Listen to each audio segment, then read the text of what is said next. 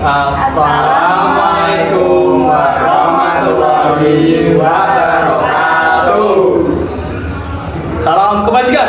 Salam rahayu. Salam lestari. Perkenalkan, kami dari kelompok 2 Kabinet Sukiman akan membawakan sebuah drama pendek berjudul Antara Harapan dan Kontroversi. Perkenalkan, nama saya Nurul Dewi Satira. Di sini saya berperan sebagai narator. Kemudian ada teman saya, Fitri Amanah, yang berperan sebagai tentara. Kemudian ada Muhammad Alisa yang berperan sebagai Sudirman. Kemudian ada Rio Syahriza yang berperan sebagai Ahmad Subarjo. Kemudian ada Adil Kurniawan yang berperan sebagai politikus. Selamat menyaksikan. Indonesia pasca kemerdekaan menghadapi masa penuh gejolak. Setelah kabinet Natsir jatuh, muncullah harapan baru dengan berdirinya Kabinet Sukiman pada 27 April 1951. Namun, harapan itu akan segera diuji dengan kenyataan politik dan pertarungan kepentingan. Sebagai Perdana Menteri, saya merasa terbebani atas semua tuntutan rakyat kepada saya, seperti menjamin keamanan negara hingga kemakmuran rakyat. Saya ingin kita bekerja sama agar Indonesia lebih maju. Tentu harapan rakyat sangat besar kepada Anda, Bu.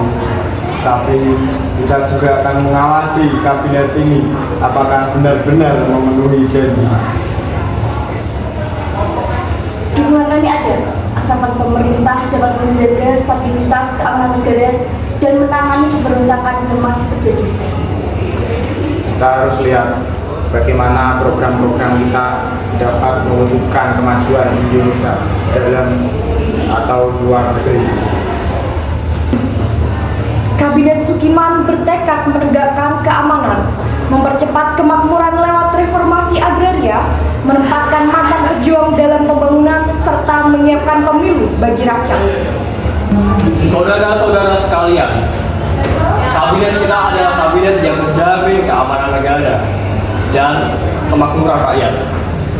Dan itu pemberontakan harus dicegah sekarang juga. Dan kita harus menggunakan reformasi agraria dan penempatan mantan pejuang di dalamnya.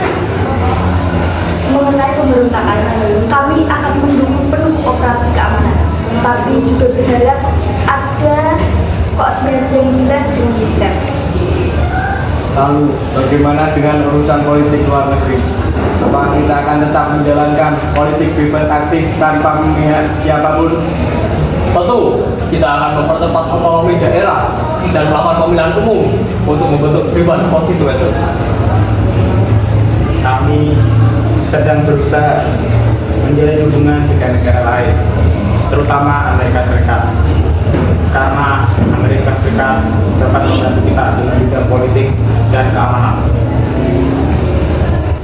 Puncak kontroversi Kabinet Sukiman terjadi pada penandatanganan Mutual Security Act atau MSA dengan Amerika Serikat pada tahun 1951. Bantuan inilah yang akan memperkuat pertahanan, tetapi menimbulkan perdebatan sengit. Saya sebagai Menteri Luar Negeri telah menandatangani perjanjian dengan MSA, yaitu dengan Amerika Serikat, karena ini menjadi manfaat besar bagi Indonesia dalam bidang politik dan pembangunan pertahanan. Tapi Pak Ahmad, MSA ini akan mengikat Indonesia ke blok barat dan ini bertentangan dengan politik luar negeri kita. Bukankah ini suatu pengkhianatan, Pak Ahmad? Dari sudut pandang pertahanan, bantuan ini memang sangat membantu kami memperkuat kekuatan militer. Namun, kami memahami kekhawatiran politik di internal negara. Kita harus realistis.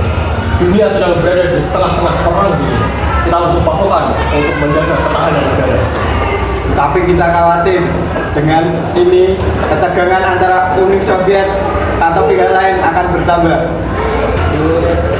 Koalisi retak, parlemen memanas, bahkan stabilitas dalam negeri terguncang. Kabinet Sukiman semakin kehilangan dukungan.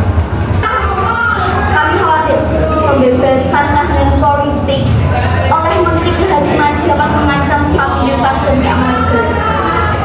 Dan juga perpecahan partai kabinet ini melemahkan efektivitas kabinet ini. yang memudar. Kami sudah berusaha menjaga dan mengatasi pemberontakan di daerah Jawa Barat, Jawa Tengah, dan Sulawesi Selatan. Namun masalah ini sangat kompleks. Partai-partai harus melihat kepentingan bangsa melebihi kepentingan politik sesaat. Akhirnya, mosi tidak percaya diajukan. Pada 23 Februari 1952, Kabinet Sukiman jatuh.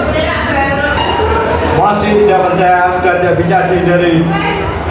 Kabinet yang terlalu condong ke arah blok barat ini harus dihentikan. Perpecahan ini melemahkan stabilitas bangsa. Semoga kabinet berikutnya selalu Saya percaya. Saya mengerti atas keadaan ini. Saya akan mundur dan memberikan mandat ini kepada Presiden seluruh anggota. Pada keputusan kabinet ini kita belajar untuk kedepannya. Singkat usianya, namun Kabinet Sukiman meninggalkan catatan penting. Betapa rapuhnya keseimbangan antara kepentingan nasional, tekanan global, dan tarik-menarik politik dalam negeri.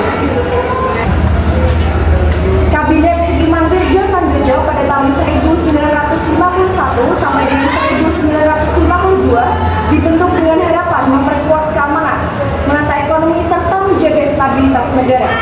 Namun, keputusan menerima bantuan MSA atau Mutual Security Act dari Amerika Serikat menimbulkan kontroversi besar. Positifnya, Indonesia mendapat dukungan ekonomi dan militer untuk menghadapi pemberontakan serta ancaman dari komunisme. Dan negatifnya, keputusan ini dianggap melanggar prinsip politik luar negeri kita, yaitu bebas aktif. Juga mendapatkan kritik keras dari oposisi dan kekecewaan dari rakyat. Nah, itu dari Kabinet Sukiman Wirjo Sanjojo. Kami kelompok 2 pamit undur diri. Wassalamualaikum warahmatullahi wabarakatuh. Merdeka! Merdeka! Merdeka! Merdeka! Merdeka! Merdeka!